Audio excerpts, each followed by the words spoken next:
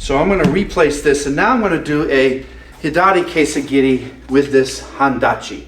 From this position, I'm going to take a pose, and now again I'm going to step with my left leg because it's Hidari and cut through the target. So bring it up here. Now, another thing we talk about is what part of the sword are you cutting with? In Tameshigiri, you're often cutting with the monouchi, which, as you can see by the blade here, all the wetness on here, it's about from here to here, and I'm touching the blade. I'll wipe it in a moment. In Kenjutsu, you're often hitting up here with the kisaki. You're hitting with the very tip, the boshi, the kisaki, and a little bit of the end of your blade. That's why we want to do these small cuts on the opponent in true Kenjutsu.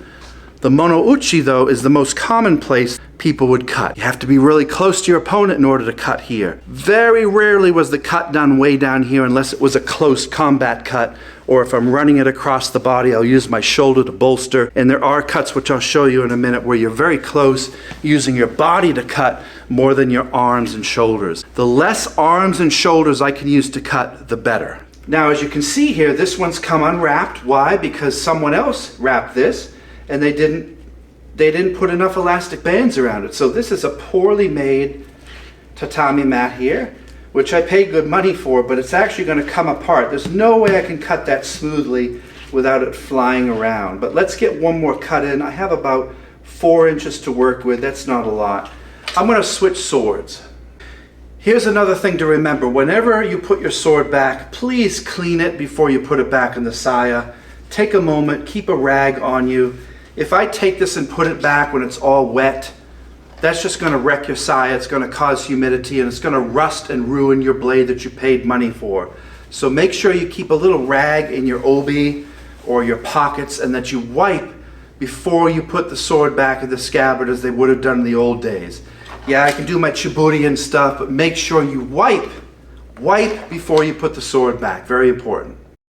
So because this is a small cut, I don't have much room. I'm going to use a shoto. This one is S5 shock steel.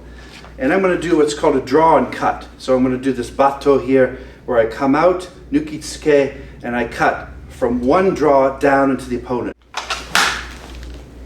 Now, good example, look. Now, good example, look. Can you see this cut here? See how it only went about 3/4 of the way through? This is what you want to do in Kenjutsu. If I cut all the way through, it's not wrong, but I'm too close to the opponent. My idea is to cut with the end of the sword. So by moving here, the kisaki, this part, cuts through the opponent.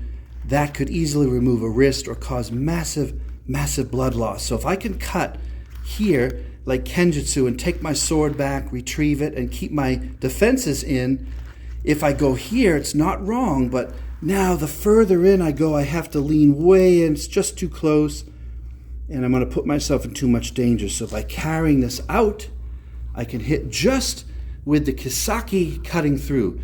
So this is what we call kai shakunin. Kai shakunin was the second in seppuku. So kai shakunin is when you cut, and it leaves just enough to keep this on here, like the neck flesh of an opponent.